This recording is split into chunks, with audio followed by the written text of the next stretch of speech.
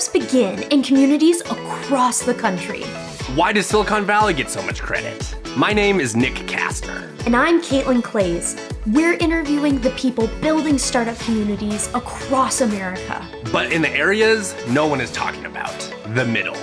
This is the Ecosystem Builder Podcast by mug.news. Today's ecosystem builder is Melissa Vincent. Melissa is a longtime startup community leader in Oklahoma City, Oklahoma, and is now the executive director of Pipeline Entrepreneurial Fellowship. Melissa, thank you so much for joining us this morning. Thank you so much for having me. Yes, yeah. Normally our show really features the community that the leader is from, but I kind of want to start by talking about Pipeline. I have a bunch of friends in Pipeline and I'm very familiar with the organization.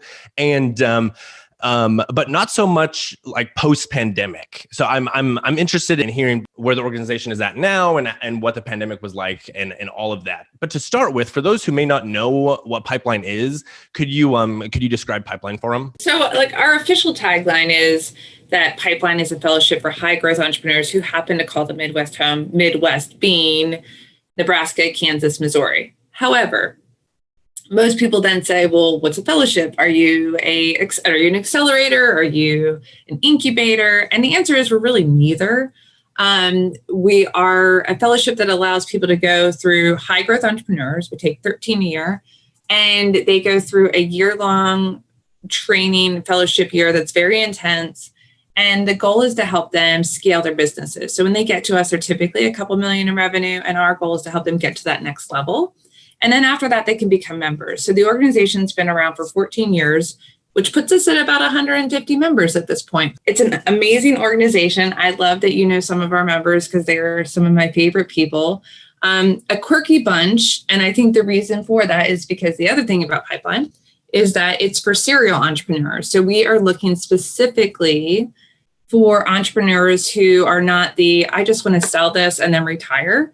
They are the people who are like, hey, if I sell this company and exit, I'm going to get right back in and I'm going to start another company. And if this doesn't succeed, I'm going to get right back up and I'm going to start another company. So we are specifically looking at serial entrepreneurs, and that they're my favorites. There's been some very successful startups coming, or that I guess have gone through Pipeline. And I, of course, know I'm based in Nebraska, so I know all the Nebraska ones. What are some of those major companies that our listeners may recognize? A little fun note is that during the pandemic, because you mentioned that, and I completely forgot to get back to that, we actually had 6 of our member companies exit during the pandemic, which is huge. There's a lot of companies to be exiting during a very tumultuous time. So some of the biggest ones, I think that everyone knows in the Midwest, Toby Rush, he sold iVerify, which is kind of like using the eye and facial recognition that we know from iPhones and everything else. So he sold iVerify, major exit. We also had, speaking of Nebraska, we had Leandro Castro sold his company, Multimechanics.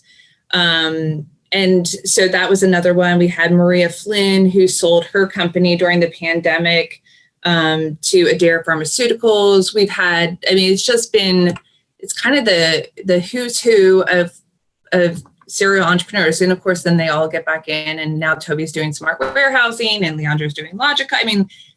That's our people. They immediately get right back in and create something else. How does Pipeline go about isolating who those people are? Okay, so this is one of my favorite things because we're unique in that we look at the founder, not their company.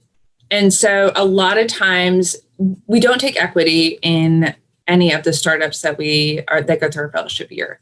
And that's unique because a lot of times when you're looking at accelerators or incubators, they're taking a piece of equity. And so because of that, it makes sense that they would be focused on the company. They need that company to be successful. Because we don't take equity, we actually focus opposite. We focus on the founder because we're looking for those serial entrepreneurs because regionally they have the greatest financial impact on a region. And so when we are looking at them, it's all about the founder. So one of the things they have to be doing their company full time, which, side note, we're adding programming to get to people who aren't yet working on their company full time. But that's one of the criteria. But really, we're looking for vulnerable founders who are serial entrepreneurs. And the reason why I say vulnerable is because it's very like Brene Brown, but very true that in order for you to be successful, you have to be able to take feedback, criticism, just feedback really. And so when they're going through the modules, we bring in world-class leaders and they're giving them feedback. And if you can't take that feedback, you're not going to really grow and scale like you could. And so we really look for a vulnerable person who's willing to share, because those membership classes get super close and they have to be willing to share. And if someone's not, it completely changes the dynamic of the group. And then it kind of cuts off other people feeling comfortable sharing. So we're looking for a unique leader who's also a serial entrepreneur. And then again, kind of at that high growth stage where we're really trying to help them instead of plateauing to scale. So it's a unique group. And right now they do need to be in Nebraska, Missouri, or Kansas. So, we're just regionally focused on really trying to help entrepreneurs who are in the Midwest who don't have access to kind of resources people do on the coasts. Why was it Nebraska, Missouri, and Kansas? I know it's the Kauffman Foundation is a major player in this, and they're in the border of the Kansas and Missouri. Is that why, or was there more that went into it? So you're absolutely correct. A big part of it is the Kauffman Foundation, and then it was also kind of regionally.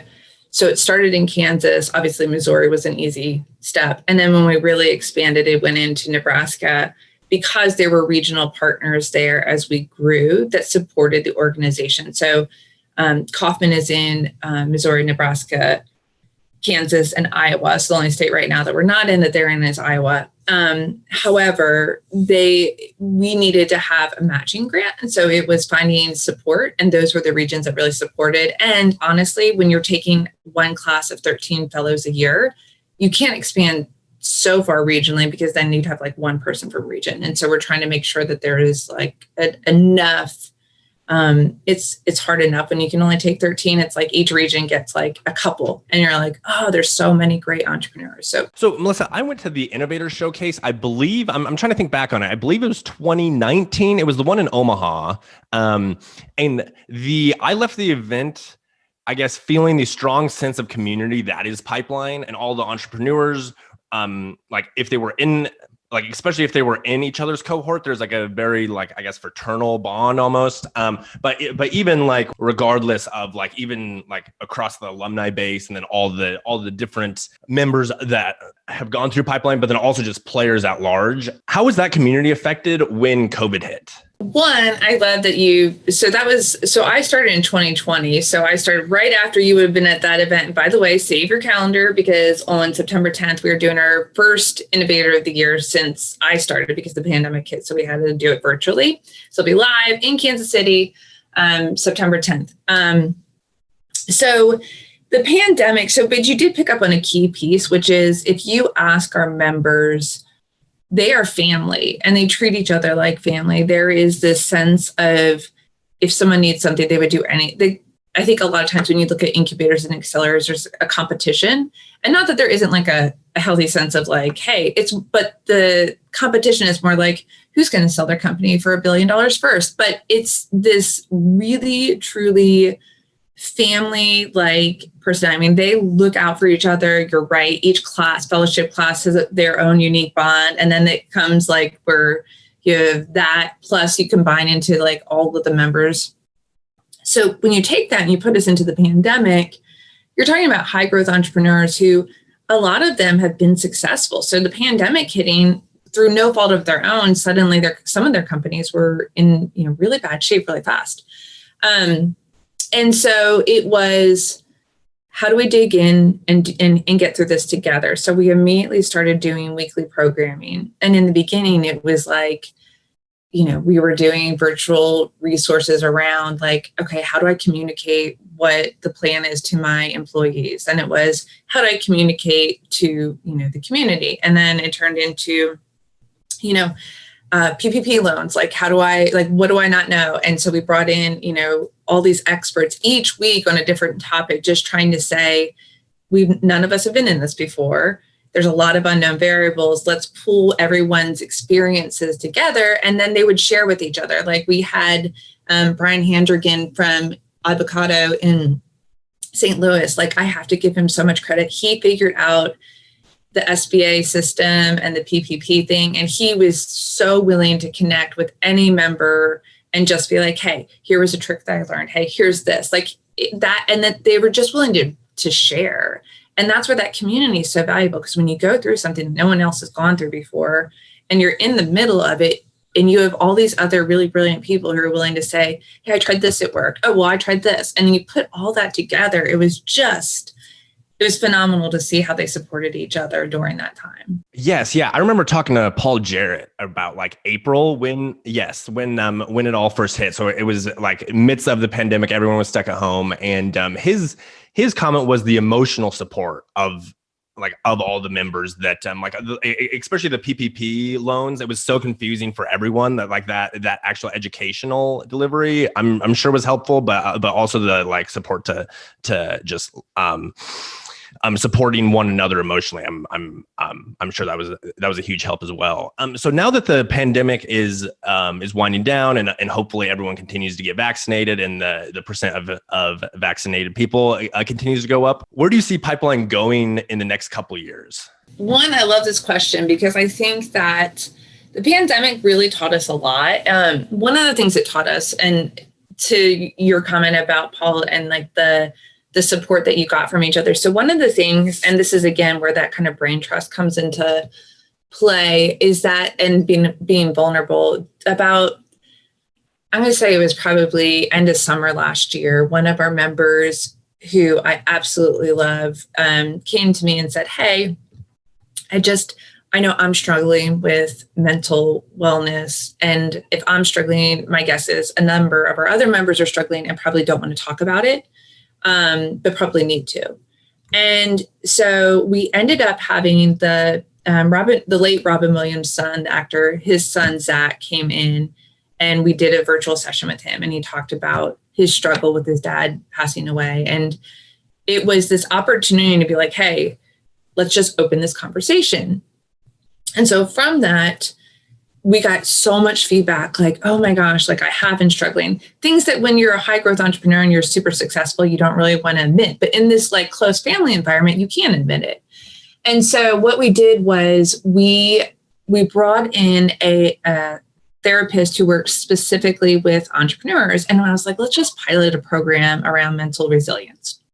Why not? And so every month she did what we call she started doing this programming as like support group meets like a peer-to-peer group. And every month she would walk through, how do you like increase neuroplasticity to be able to deal with difficult things?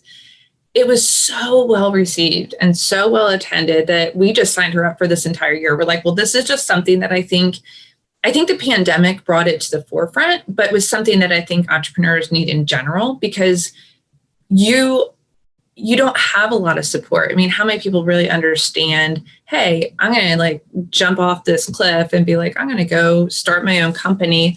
And not only that, but if that company fails, I'm just going to be like, oh, let's do this again. I mean, it's just such a unique personality type. And so when you added that mental resilience piece, I mean, I think that is something that the pandemic brought to light, is that entrepreneurs, we all need to talk about mental wellness. However, entrepreneurs, I think, have a struggle with that they probably are usually very unwilling to open up about. And through the pandemic, we were able to really meet a need that I don't know we knew was there.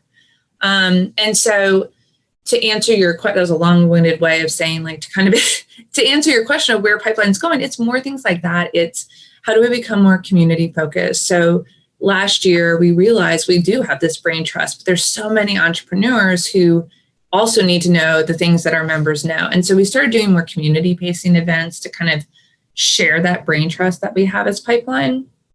And then the other thing we started to do was look at, kind of what I mentioned was, you have to be working on your company full-time in order to get into Pipeline. And going through the recruiting season last year for Pipeline, it was like, man, there are some amazing entrepreneurs who are in a high growth, can get there, but they're working full time they're hustling really hard. They're working full time and basically doing their startup full time.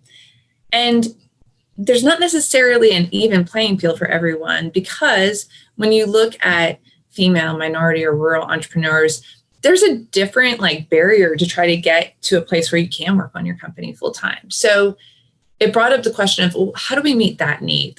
pipeline needs to always be pipeline where, it is this programming that's for, high growth entrepreneurs. It's very prestigious to get into, but at the same time, we need to make sure that there's an even playing field to get into it.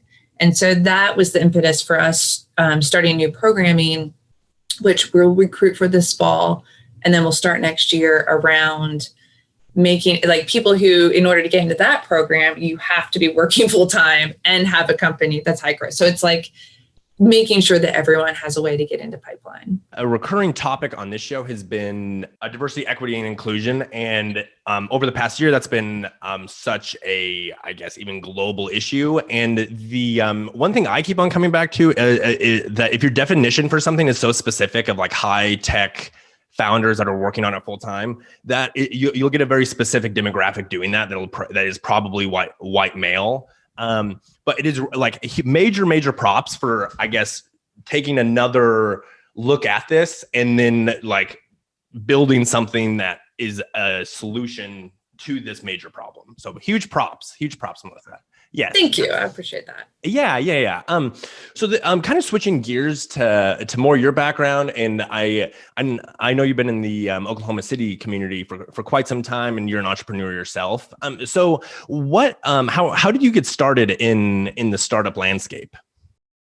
So I always say like my path to being an entrepreneur was not like the most direct, and yet it was like always going to end up there just when I look back over time now. So I grew up in Pennsylvania, in rural Amish country, Pennsylvania. Is it close to Lancaster?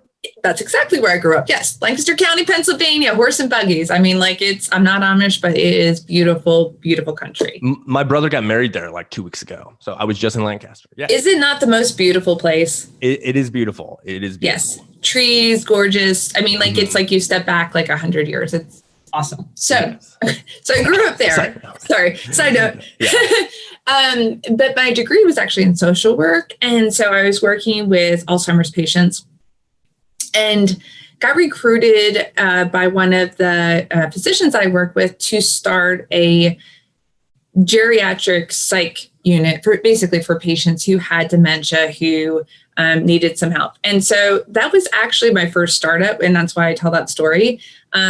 I just didn't realize it was a startup. So we literally did process and procedure. I mean, like we picked paint colors. It was like from the ground up. And I absolutely fell in love with seeing something from the ground up where you're like, okay, how do I put the pieces together in this puzzle of how do I make this be successful? So fast forward, I get married, I moved to Oklahoma. And there was a startup that I was trying to find something in healthcare still. And because I loved what I did. And a friend of mine, now ex-husband's at the time, had a startup. And he was like, hey, why don't you just like come work with us part-time until you find something? I was like, oh, sure. Well, I mean, the rest is history. Because after that, like I've never looked back. It was like I moved up to be a partner in that company. That company was sold successfully. Angel investor was like, hey, why don't you guys do something else? Did that. And then eventually I got to a place where I was like, I want to do this myself. And so started my own companies, and like the rest is history. But I always tell like the story about the healthcare piece, because I think it was always there, that personality fit for it. I just didn't realize what it was until like the pattern showed itself, where it was like, oh, I really like the putting something together, making something out of nothing. Yes. Yeah, absolutely. I think it's a Steve Jobs quote that you can never connect the dots proactively. It's always retroactively. Yes, that's so true. Yes, absolutely. What was the segue then into pipeline? Okay, so also interesting story. So I had my own, I was running 2 of my startups. So I had a software development firm, 4 startups, basically for non-technical co-founders or non-technical founders. We kind of played that technical co-founder piece. And I also had a sports tech startup. And in the midst of all of that, was a single mom, like just, there was a lot of stuff going on. And ended up in the hospital. This is the most random story, but it also tells you how I ended up at Pipeline. Ended up in the hospital for a week and found out that I had an undiagnosed autoimmune disease. And that leads to where my doctor it was serious. And he was like, you've got to step back from the stress and the workload. And I was like, oh. And so I started to think about, okay, well, I'll take less clients on the software development side. I was still having the sports tech side. And then randomly I got a call from a recruiter and they're like, hey, we found your information and have you ever heard of Pipeline Entrepreneurs? And I hadn't. And I looked it up and I immediately, as soon as I saw the website, was like, well, this job was made for me. And so it just ended up where I recruited me. They'd been on a search for a year and then they found me and I started in January of last year, fell in love with the organization, and exactly as I thought, like that job was made for me. Yeah, yes. Are you still in Oklahoma City? So I like to say that I'm part Oklahoma and part Kansas because we are headquartered in Kansas City. And so I actually spend half my time in Kansas and half my time in Oklahoma. So I call both home. Okay. All right. So we kind of have a subset of questions to get a feel for ecosystem that the builder is in. So I saw on LinkedIn that is listed as Oklahoma City. So my question was, because I don't know anything about Oklahoma City, of what's something I wouldn't know about Oklahoma's ecosystem from the outside. However, I'd also be interested in the answer to that question for Kansas City. Okay. So being in the startup scene for so many years here in Oklahoma and then moving to Kansas, there's a lot of differences there. And I would say the biggest thing is that Kansas is actually much more advanced as an ecosystem than Oklahoma is. And mostly that's because, they looked and brought in Techstars. Pipeline's been around for 14 years. There's Beta Blocks. There's a lot of incubators, accelerators, and other ecosystem builders.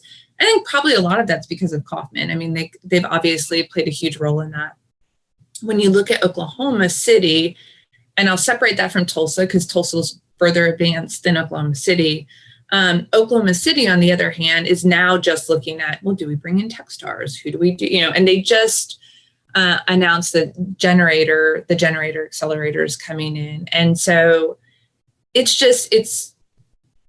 not for a lack of amazing startups, but the focus and the attention on how do we build out this ecosystem is just lagged behind other areas, specifically Kansas City and Kansas and that whole region. So it's definitely a passionate area. It's just not nearly as far along as Kansas. Yeah, yes. As an entrepreneur from that community, how much has it developed through your time as an entrepreneur? It's definitely developed a lot. I think I feel like someone explained Oklahoma City ecosystem in this way one time, and it's so accurate. He said that it's like a whole bunch of little fires and nobody wants to put aside their stuff to make one big bonfire. And it's honestly, that is exactly what it is. And I think that as you look at the fact that they just announced this week generator coming in, and they are looking, like we've talked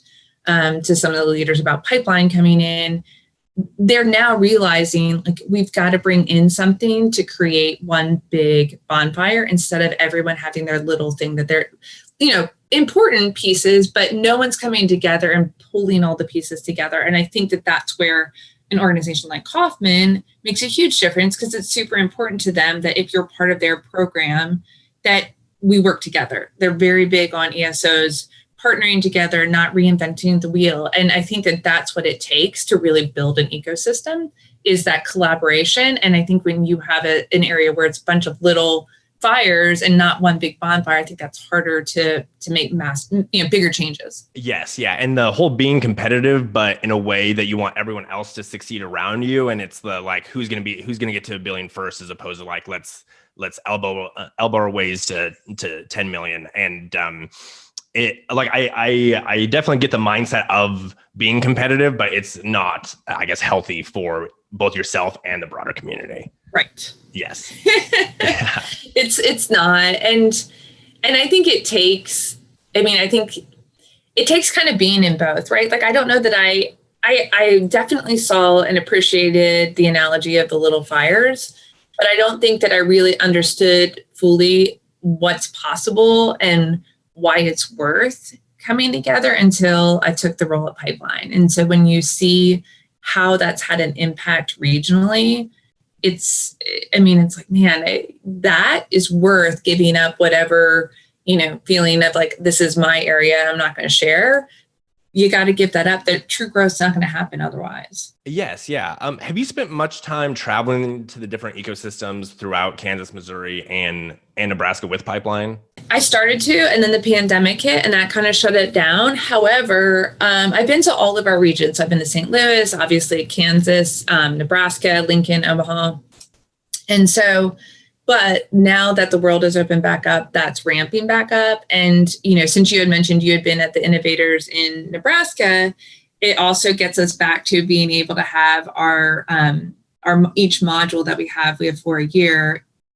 Typically in a normal year pre-pandemic, we would have one in each of our regions. And so because of the pandemic and everything being virtual, that didn't happen. So our one in September is going to be in Kansas City. And then the one in the end of the year will be in November, it'll be in St. Louis.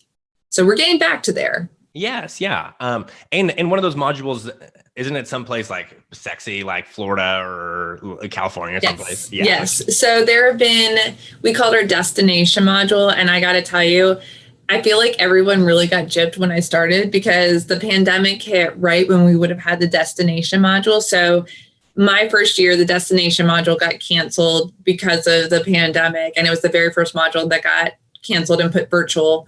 And then this year, because it was still early enough in the year, the vaccination rates weren't what they are now. And so we didn't feel right to do it again. And so literally, I've not gotten to experience it, but I've heard that they're amazing. There's the last one that I think they had was Naples. They've gone to Ireland. They've gone to Silicon Valley. I mean, like and I think that's the thing that everyone misses. They're like, so when are we going to have the destination modules back? I have also heard very fun things coming out of those destinations. Oh, they're a fun group. I mean, you could put them anywhere. I mean, you could put them in Antarctica and they'd find a way to have a great time. Most definitely. So of all of those ecosystems that you've been to, are there any, I guess, media outlets, both traditional and then like podcasts or blogs that are doing a good job at covering the tech and startup scene? Oh, that's a great question. So in Kansas City, we have Startland News, and they do an awesome job. I mean, they really do a great job covering things. Kansas City Business Journal is another one that has covered Pipeline, and Leslie Collins. I will give a shout out to her. She always is so great at covering our entrepreneurs. There's also Silicon Prairie News.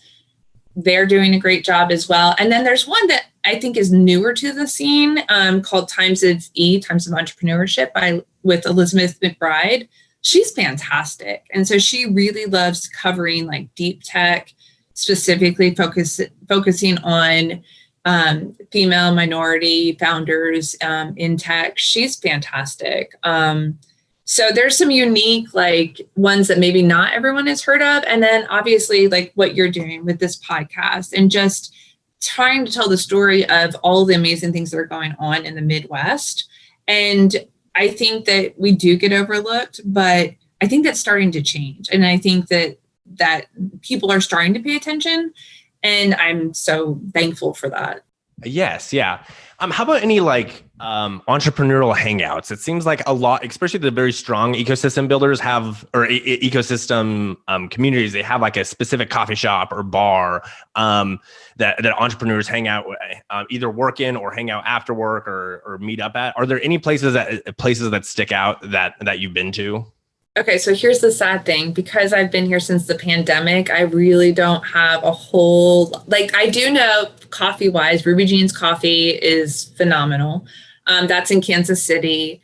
But outside of that, unfortunately, the pandemic has really put a damper on my, like really getting to get us out. Yes. And so I will take a rain check on answering that because I really want to find out all the great places since I do spend half my time there. Yes, yeah. We will touch base 12 months from now and then to get the answer. All right, Melissa, the last topic for you. You mentioned that the Midwest is now starting to get more attention. What components does the Midwest need to build up to really be the ecosystem that everyone's envisioning? And like, there's a lot of, I guess, aspirations to that. Like, can we replicate what Silicon Valley did in the middle? What more needs to happen in order for that to happen? So honestly, and this is going to sound like probably the answer everyone gives, but money. I mean, it really is about bringing in investors and investment, because I think in the Midwest, I think you can get your seed round done, find some angel investors. It's really when you get to your like Series A, Series B, it's really hard to find that in the Midwest. And if we don't change that, then inevitably startups who are here are going to end up having to go to the coast in order for that to happen. So I feel like really bringing in the right, venture capital, PE, all of that, is really what it's going to take to expand. And so it's like, I know it's the obvious answer because it's money, but truly we lose so many companies to areas that can cover a really solid Series A or B. And so, there's Casey Rising, and Darcy Howe is doing a lot to change that. And she's phenomenal.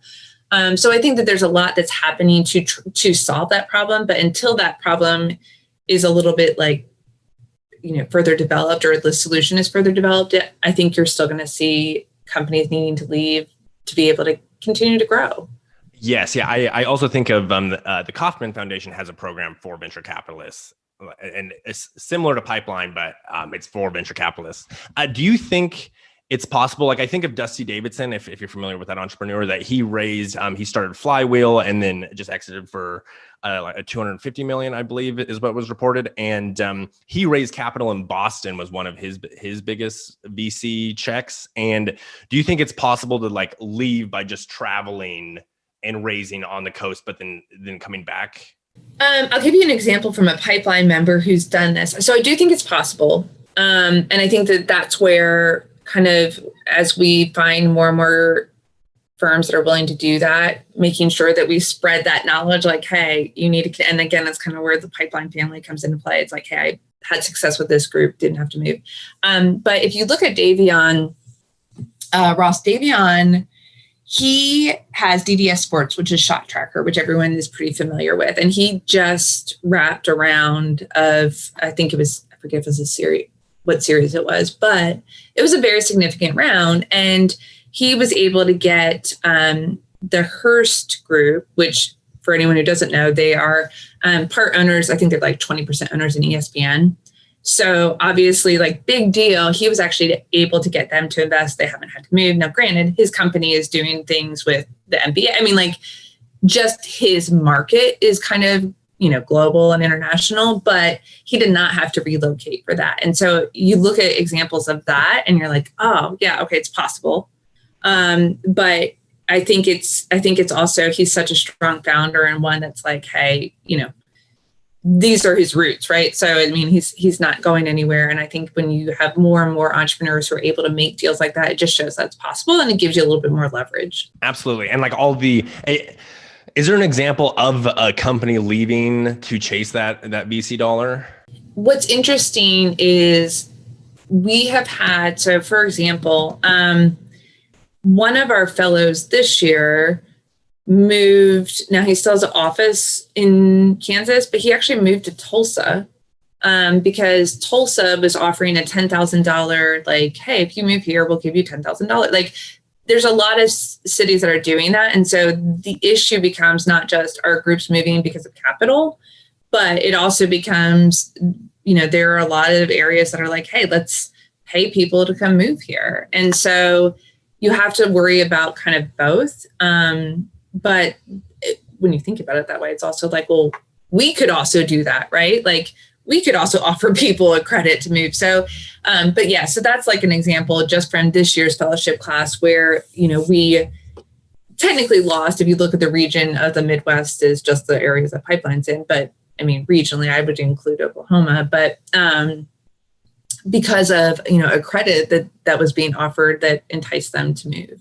Well, Melissa, thank you so much for joining today. We will have you back on in a handful of months once you've spent some more time with like out on the road in Pipeline. I think it's a unique perspective that you do travel to like pretty much every community that we cover at Mug News. So thank you so much for taking the time. with us this morning. Well, thank you so much for having me. And yes, I will gladly come back, share the restaurants. Now that the world's opening back up, I will give you the scoop on everything that's opening back up. Amazing. I will hold you to that. Thank you so much, Nick. I appreciate it.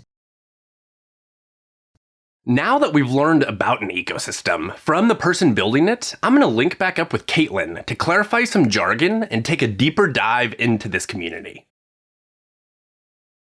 What is up, Nick? How is it going? How was your interview? Caitlin, it was amazing. Melissa was so great to talk to. I am tempted to use the word badass. She's just cool. And I have followed Pipeline for quite some time. And it's a very cool organization. It's an inspiring organization and very well needed for the Midwest. And it was great to connect with her. As I mentioned a few times in the interview, I am have experienced Pipeline in a few different capacities, but it's the first time I have got to know her at all. So it was great to chat with her and kind of learn more about her background. And she is a very cool person. That is awesome to hear. Was that your biggest takeaway? My biggest takeaway, I would say my biggest takeaway is probably the value of community, especially when you're going through something difficult. In the point in the interview when we talked about COVID and the support the different Pipeline members had from one another, and it just reminded me of the importance of that support system. And regardless if you're in Pipeline or not, looking to build that community is very valuable. Certainly. So then, was there anything you had to look up? Nothing I had to look up after. She, besides some of her businesses, I guess she's kind of a serial entrepreneur herself. And I think her story is just very inspiring and just perspective on entrepreneurship. I'm very happy we had the chance to share it on the podcast. And she was not jargony at all. Sometimes, the ecosystem builders can throw some textbook words at you. But she was not like that whatsoever. That is wonderful to hear. I know that in order to prepare for this podcast, some of the research I did, I read the startup lifestyle, but I definitely I was like, okay, what are these words? Let's highlight them, making sure I was like that I don't make a fool of myself on this podcast. Well, that's awesome to hear that it was really easy to understand. Communication was good. Well, then before we completely close out, I wanted to ask, do you have any final thoughts? Any final thoughts? It would be cool to be a Pipeline member, I guess, to continue to plug the organization.